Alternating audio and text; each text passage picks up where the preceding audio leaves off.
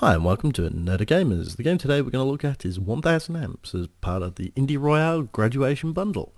For more information about the developer, you can look at the description below. Okay, let's get started then.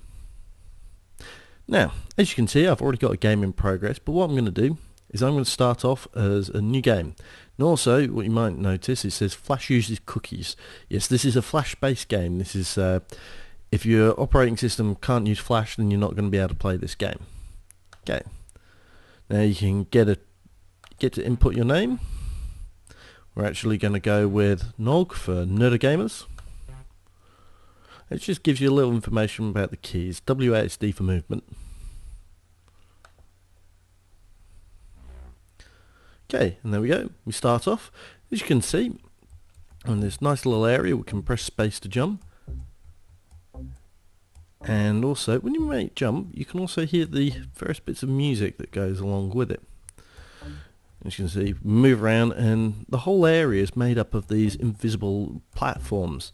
And you use these invisible platforms to get around. Now, once you actually touch somewhere, they start to highlight. So if you can see, move around. And also, you see these ones, which I land on. Those little information bits are just telling you they're called nodes. And as you activate each of the nodes, the battery power slowly increases. And also, if you notice, now my battery power has increased, my ability to jump massively increases. And also, now that we've activated all the nodes, as we landed on them, they played a single note. With them all activated, it starts to play a little tune for this room. When we leave the room, we go activate some more nodes. And also, if we go back, everything's still activated, it carries on playing, and it stays exactly how it was. But returning back over here, because we haven't completed the room, it resets itself. Also, if you take a look at the background, you might have noticed that as I was doing this, the area lit up with each individual node I touched. Now we're just trying to find the last one, and there it is. Now this, should we hadn't have actually completed the room, be a very useful device. It kind of reveals everything in like a shadowy way. I'll show it more properly when we've actually got somewhere that we haven't completed. Now these squares, when you hit them, they activate, and each one in turn gets activated. And if you're able to touch a node, it activates that as well. So there we go. And noticed how some of these edges just along here don't have any blocks. Now that's where you're able to move from one room to another. And there we go, we just completed this one. We'll come down a different way. And we're just falling down. Now, you might notice this little area just here. That acts as a little barrier, so from this side we can't jump through. If we jump over, we fall through. So this allows the designer for the levels to limit the way you can go in any one particular area. And as you can see, we can't jump over there at the moment. So what we need to do is we need to find some more nodes and activate them. That will increase our jumping capacity. There we go. We can jump a little bit higher. Now that was saying it's a seed. If we can get 5 seeds, then we activate all the nodes in the area. Right, now we can jump up here. We can probably find the last of the nodes now. Gonna get somewhere around here. There you go, that's a one-way system. So we could jump up there, but we can't come down. So can't find anything around here. We can just make it up there, and there we go.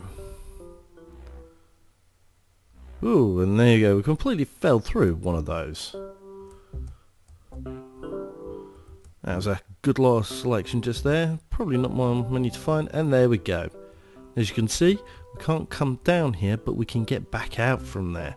So this will probably form a little loop, which will go all the way around. There are some places where you actually have to come in from a different route in order to complete it.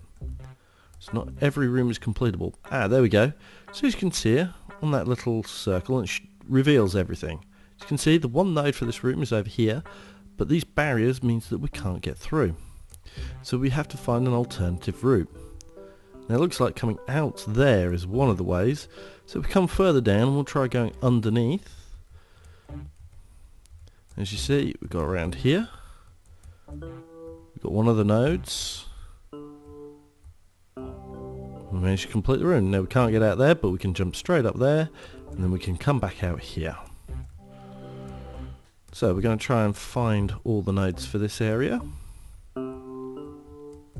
So there's a few nodes. Now we want to be careful and not jump out the room. There we go. Got all the nodes. That's the way that we're out, so we need to come round this way and try and find the nodes from here. And I went too far. So it's back round, and we just take another little wander. You can listen to that music as we go past. Now we need to remember not too far, and there we go. We got that node completed.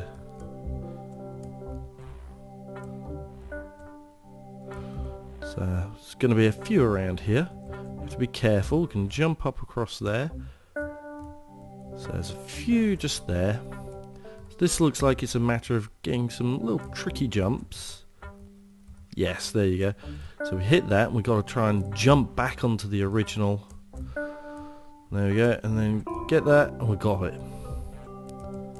So that's another little room completed. We'll exit out this way and try and find our way out. And now here's another one of the interesting bits. These are little force directions, those little arrows. They force you to go in a particular way. You're unable to really fight against them. So you can see we kind of maneuver ourselves around. We can see what we can find. Managed to jump up there, and now look, we've managed to find another set. And somewhere around here we'll hopefully find the one. There it is. And now we've activated, we can see the entire of the room. Now this is a slightly different room. See those objects? If we activate them, we'll get to see it eventually, and when they come past, they deactivate any of the lit areas. So we can't do it immediately, so we have to try and find a little another way of doing it. So this is, as you can see, it's a interesting sort of platform game. There's a lot of rich texture to it, each of the rooms, and there's a lot of places where to explore. I mean, there was a complete different way that we never went to at the start. And as you go along, you sort of like learn more and find more. So here we go, we've got another little area. Just keep activating these ever so slowly. So you see, it's a good contender. There's a lot to it. And certainly, if you like puzzle games, it's worth spending some time on it and just going through all the levels and see how you enjoy it. It's definitely worth a good look of your time. There we go. Managed to get another one.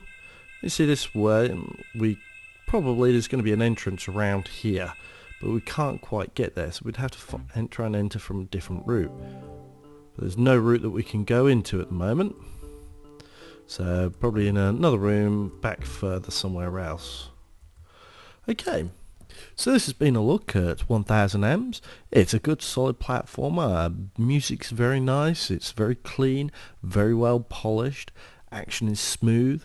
There's a lot to be going on with. It's definitely worth taking a look.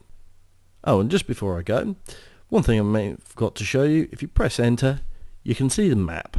So you can see the areas that you've explored, you haven't explored, and you can kind of look around it at the same time. You can also see the save and exit, completion, and how many seeds that you've got. Okay, this has been 1000 M's. Hope you've enjoyed. See you next time.